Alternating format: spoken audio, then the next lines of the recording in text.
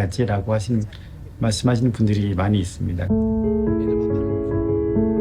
그렇지 않은 분들이 있을 것 같고. 허선 월드와이드는 입장으로서 가족들에게 따뜻한 밥 한 끼 먹이는 거 그건 참 보람으로 느끼고 힘들지만 그 일들을 열심히 섬기심으로 인해서 가족들이 먹고 마시며 건강도 회복하고 따뜻한 어머니의 사랑도 느끼고 하는데 그래도 여전히 그 일은 쉽지가 않습니다. 그리고 그 일들이 참 힘들다는 것을 저 너무나도 잘 알고 있습니다. 제가 군대에 있을 때 보병으로 들어갔었는데 하여튼 이상하게 꼬여가지고 제가 군 시절에 취사병으로 보직이 변경되면서 밥을 참 오랫동안 했던 것 같습니다. 그래서 이 밥해 먹인다는 게 이게 정말 쉽지는 않습니다. 보람도 있지만 너무 힘든 일이죠. 근데 보통 이제 군대에서는 매일 식단이 짜져 있고 보급이 매일 나옵니다. 그래서 그것을 하라는 대로 취사병이 일을 하면 되는데 제가 있던 부대는 그런 것이 아니라 제가 영양사가 되어서 제가 식단도 다 짜야 되고 직접 매일매일 나가서 시장, 마트 돌아다니면서 내일 뭐 먹을지 식단도 짜고 반찬도 다 사서 제가 다 오롯이 다 해야 되는 그래서 매 끼마다 한 7, 80명씩 밥을 해 먹였습니다. 식단 짜는 것도 굉장히 어렵고 또 거기에 맞춰서 또 신선한 재료를 공급해서 먹이는 것도 굉장히 어렵기 때문에 주부님들이 식사를 준비한다는 것이 얼마나 힘들고 어려운지를 제가 몸소 다 체험했기 때문에 잘 알고 있습니다. 어느 정도 병장이 되고 시간이 한참 지나서 내가 그래도 꽤 오랫동안 이 취사 음식을 만들었는데 몇 가지나 내가 할 수 있을까? 갑자기 생각이 들더라고요. 늘 익숙한 일들을 하다 보니까 그런 생각을 못 했는데 오늘 그런 생각이 들어서 종이에다가 제가 뭘 할 수 있는지를 한번 적어봤습니다. 그래서 국은 내가 뭘 만들 수 있는지, 찌개는 뭘 만들 수 있는지, 고기류는 뭘 다룰 수 있는지, 생선은, 나물은, 부침은, 각종 여러 가지 것들을 쭉 한번 적어봤는데 그래도 한 150가지 정도가 넘더라고요. 제가 지금까지 만든 게 한 그 정도는 되는 것 같습니다. 그런데 이걸 늘 익숙하게 만들다 보니까 문제가 뭐냐면 식상해진다는 겁니다. 종류는 굉장히 많은데 이것을 늘 이렇게 패턴처럼 이렇게 돌아가면서 음식을 만들다 보니까 이게 너무 익숙한 거죠. 만드는 사람도 만드는 것들이 익숙해지면 식상해지고 먹는 사람들도 마찬가지죠. 음식을 만드는 사람은 오늘은 뭘 만들어야 되나가 고민이고 먹으시는 분들은 오늘은 뭘 먹어야 되나가 항상 고민인 것이죠. 그래서 만드는 사람도 익숙해지면 뭘 만들어야 되는지 고민이 되고 드시는 분들도 매일 똑같은 것들 식사를 드시다 보면 오늘은 뭐 먹어야 되나라는 그런 생각을 하게 된다는 것입니다. 익숙해지면 굉장히 식상해집니다. 우리는 하루 세 끼를 항상 꼬박꼬박 다 챙겨 먹죠. 그리고 간식 먹는 것까지 다 포함을 하면 눈 떠서 눈 감는 시간까지 음식을 먹는 시간들이 꽤 많이 시간을 할애하고 보냅니다. 그리고 음식을 통해서 우리는 정서적인 행복도 느끼게 되죠. 음식을 먹지 않았지만 그 음식을 바라보면서 참 기쁘기도 하고 그리고 음식은 우리의 건강과도 직접적으로 연결되어 있기 때문에 음식을 먹어야 에너지를 얻을 수 있고 지속적으로 음식을 먹어야 건강도 유지할 수가 있습니다. 그렇기 때문에 음식이라는 것은 정말 우리의 삶에 뗄래야 뗄 수 없는 아주 중요한 위치를 차지하는 것이죠. 근데 앞에서도 얘기했던 것처럼 여러분 만약에 삼시세끼를 매일 똑같은 거를 먹는다고 하시면 어떻겠습니까? 지겨우시겠죠. 그래서 눈 떠서 일어났는데 그 다음 날도 똑같은 반찬에 똑같은 식단이 나온다고 하면 어떠시겠어요? 그걸 한 달 동안 드신다고 하면 어떠시겠어요? 그래서 3달 동안, 1년 동안 한 번도 변하지 않고 똑같은 식단을 매일 먹는다고 하면 여러분이 남편분들은 정말 화내면서 밥상 뒤엎고 뛰쳐나가시겠죠. 그래서 그건 고통이 되는 겁니다. 그 다음부터는 매일 똑같은 음식을 그렇게 먹게 된다는 것은 여러분 그때부터는 이것은 고통이 되는 것이죠. 이것이 누구의 이야기냐면 이스라엘 백성의 이야기입니다. 하나님께서 이집트에서 그들을 데리고 나오셨습니다. 그리고 이스라엘 백성들이 그 뜨겁고 척박한 그 광야의 그 길을 걷기 시작하게 되었죠. 사람이 극한 상황에 이제 도달하게 되어지면 다른 건 다 생각이 안 나고 여러분 생존 본능만 이제 남게 되죠. 그래서 가장 1차적으로 먹는 거 이런 것들이 제일 생각이 납니다. 가장 먼저 불평했던 것도 물이었죠. 하나님 물 주십시오. 하나님 먹을 거 주십시오. 이스라엘 백성들이 광야에 뛰쳐나와서 가장 먼저 했던 하나님 앞에 불평이 그것이었습니다. 하나님 먹을 거 주십시오. 목마르니까 마실 거 주십시오. 그것을 이스라엘 백성이 하나님 앞에 그렇게 불평불만하며 이야기했었던 것입니다. 그래서 하나님께서 반석에서 물을 내시고 하늘 위에서 만나를 먹이셔서 이스라엘 백성들이 그 40년이라고 하는 긴 시간들을 걷게 하셨죠. 40년 동안 이 만나와 메추라기를 먹으면서 여러분 그 땅에 가나안 땅에 딱 들어가서 그 땅에 나는 소산을 딱 먹기 시작하는 그때부터 만나와 메추라기 더 이상 내리지 않고 이스라엘 백성들이 하나님께서 주신 음식을 먹기 시작했는데 그 전까지는 똑같은 음식, 매일 똑같은 음식을 먹으면서 생활을 해야 했었습니다. 만나가 제일 처음에 등장하는 내용이 출애굽기 16장 31절 말씀인데 이렇게 기록되어져 있습니다.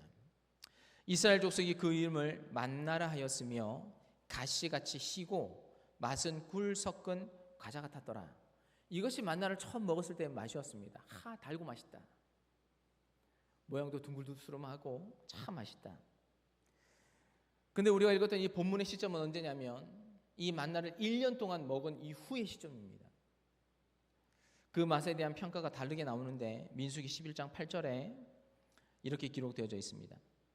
백성이 두루 다니며 그것을 거두어 맷돌에 갈기도 하며 절구에 찢기도 하고 가마에 삶기도 하며 과자를 만들었으니 그 맛이 기름 섞은 과자 맛 같았더라. 그러니까 별 수단을 다 해서 만들어 먹은 것이죠. 처음에는 그냥 먹어도 맛있었는데 하도 먹다가 물리니까 그것을 찢고 또 삶고 빻고 할 수 있는 모든 방법을 다 조리법을 다 동원해가지고 만나를 해먹었는데 그래도 그 맛은 기름 섞은 과자 맛 같았더라. 더 이상 이제 식물이 나서 먹기가 힘들다. 이런 표현을 하고 있는 것이죠. 어느 날 저녁에 이스라엘 백성들이 어떤 한 사람이 옛날 추억이 떠올랐습니다.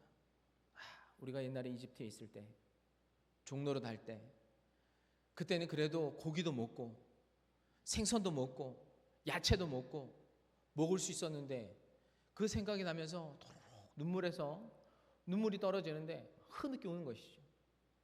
왜 이렇게 살아야 되나? 왜 그래도 어려웠지만 참고 잘 살던 거기에서 뛰쳐나와서 왜 이렇게 우리가 왜 이렇게 살고 있나?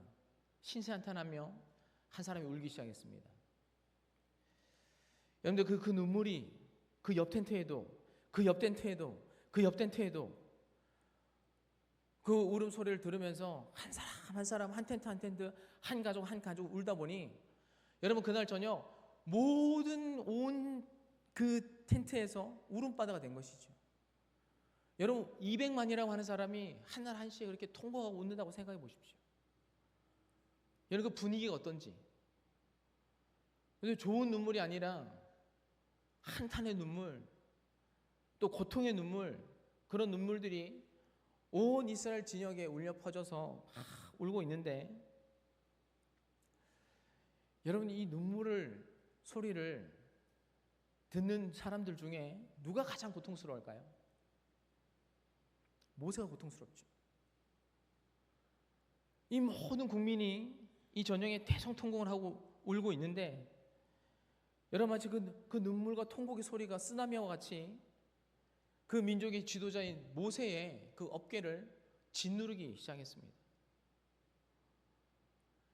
울 때마다 불평할 때마다 모든 사람들이 그 200만이라고 한 사람들이 다 모세에게 찾아와서 이거 어떻게 할 거냐고, 이 문제를 어떻게 할 거냐고,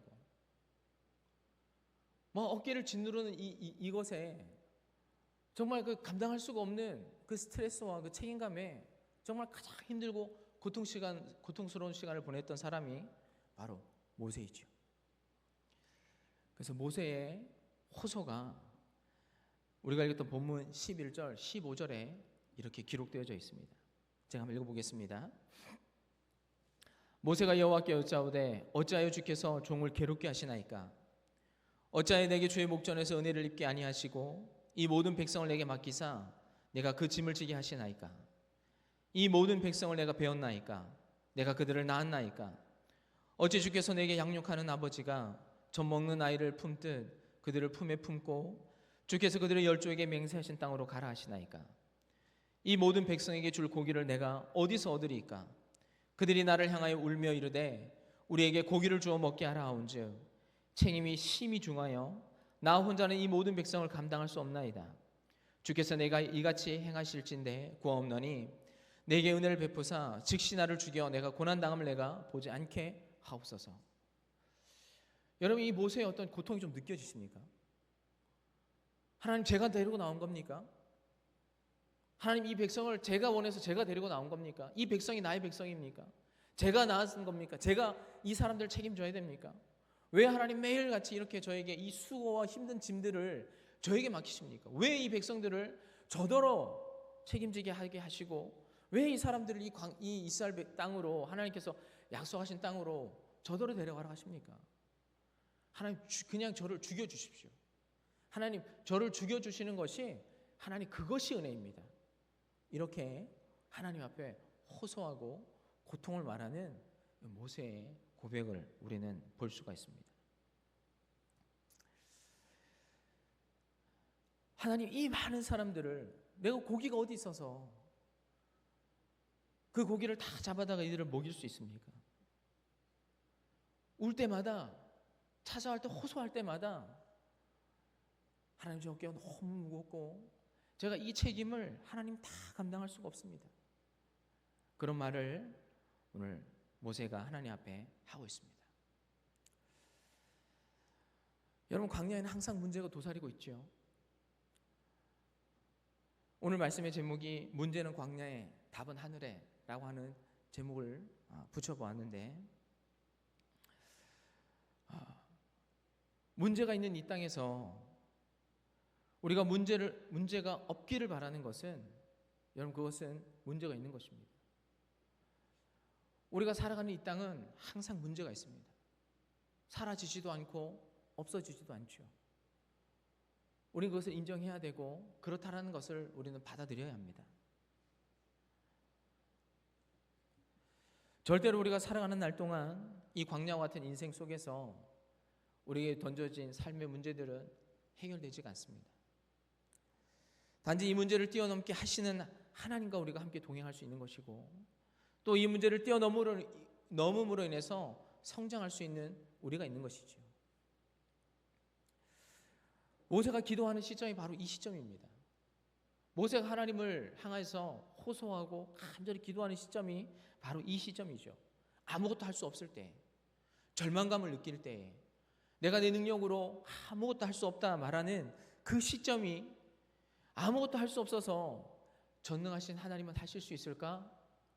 라고 하나님의 힘을 기대어 보는 그 순간, 그 시점, 여러분, 그 자리, 거기가 바로 모세가 하나님을 찾고 기도하는 자리였다는 것이죠. 모세가 지금 아무것도 할 수 없는 절망의 시간, 내 능력으로, 내 힘으로 아무것도 할 수 없다는 것을 느끼는 그 시점에 와 있습니다. 그래서 달리 이야기를 해보면, 여러분, 문제가 마냥 나쁜 것은 아니라는 겁니다.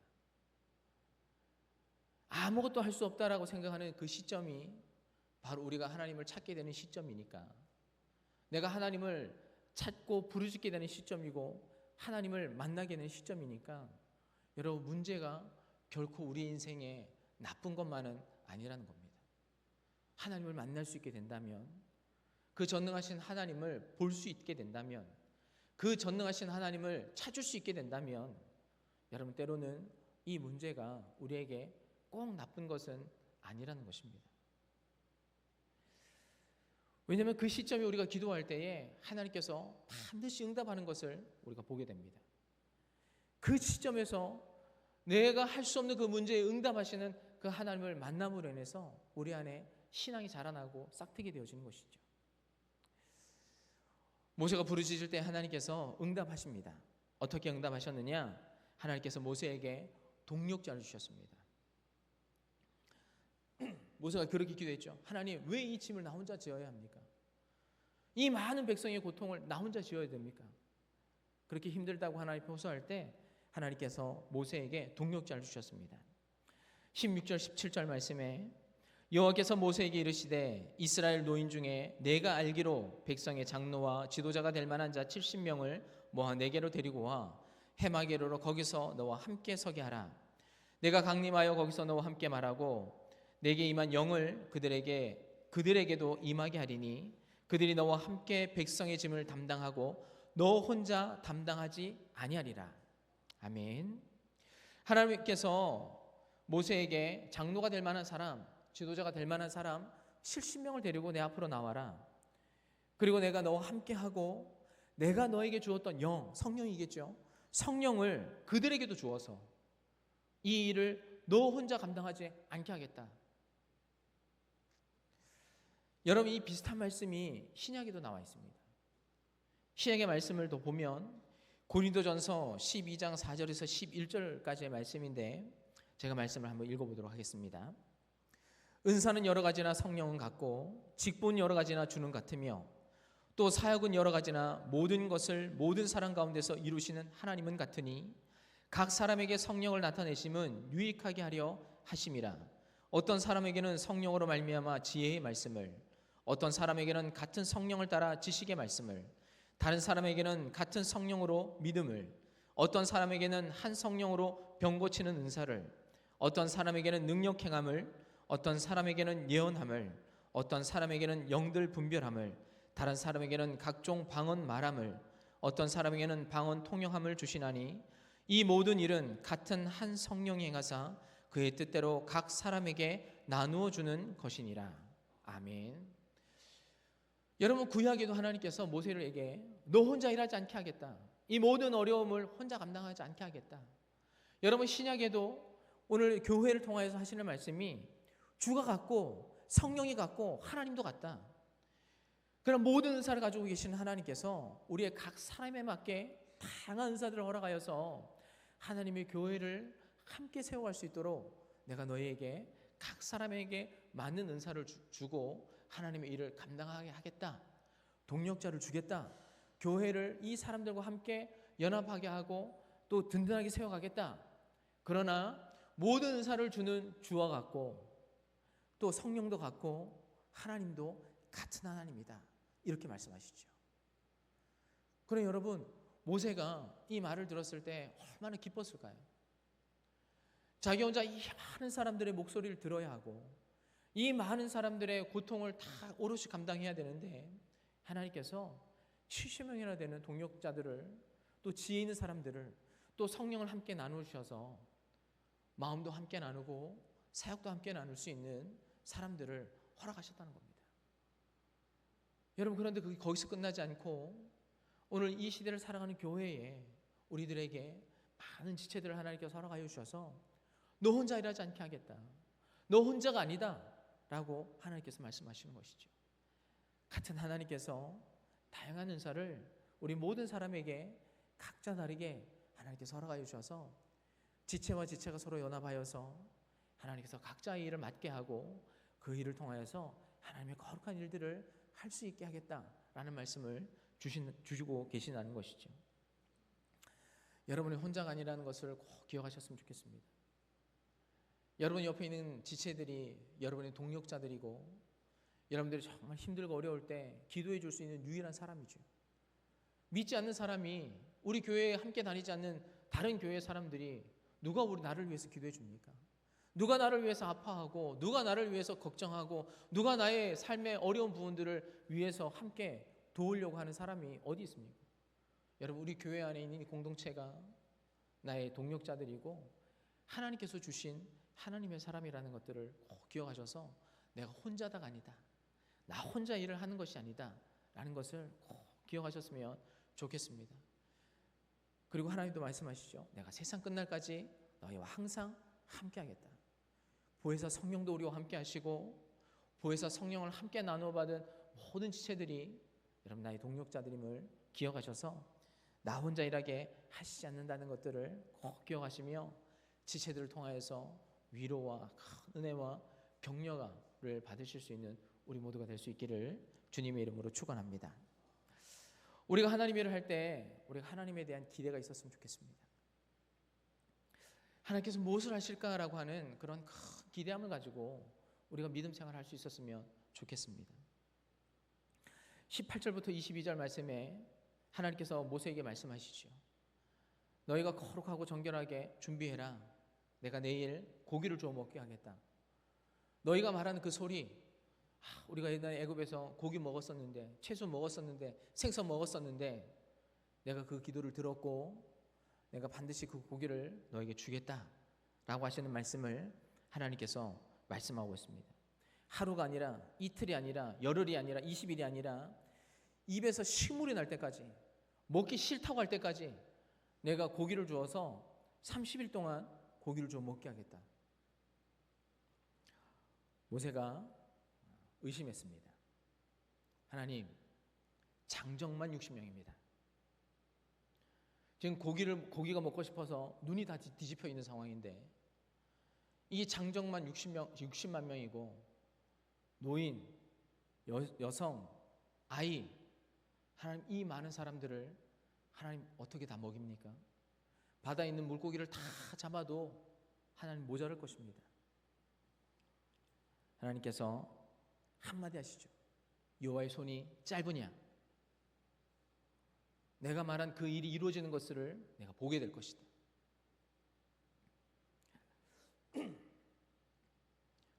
메추라기 고기 드셔보신 적 있습니까?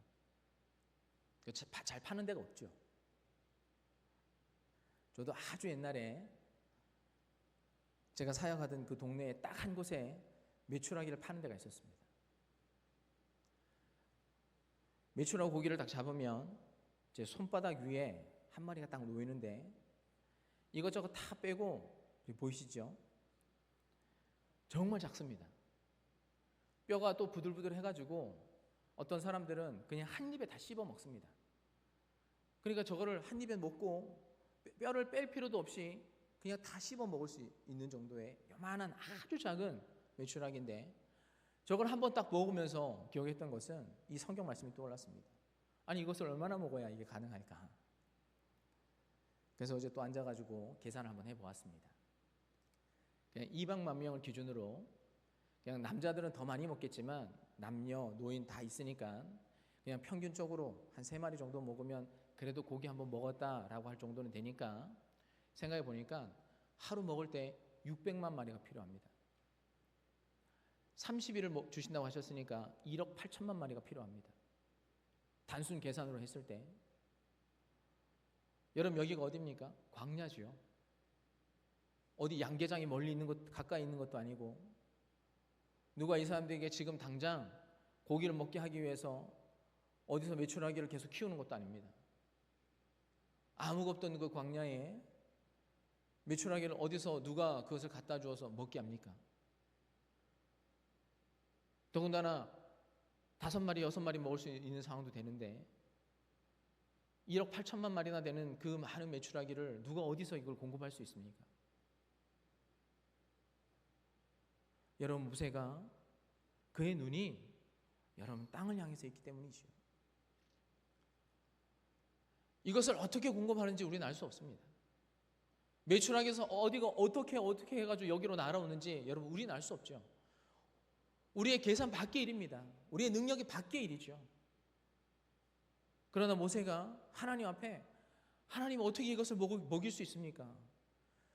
우리 무리 안에 있는 소를 매일 잡아먹어도 양을 잡아먹어도 부족할 판인데 모세의 시야가 여러분 이 광야에 그 문제에 집중되어 있기 때문이죠. 답은 하늘에 있는데 여러분 문제는 이 땅에 있지만 답은 하늘에 있다는 것입니다. 우리는 할 수 없지요. 우리는 그 일을 할 수 없습니다. 그러나 그 문제를 해결할 수 있는 그 답은 저기 하나님께 있다는 겁니다.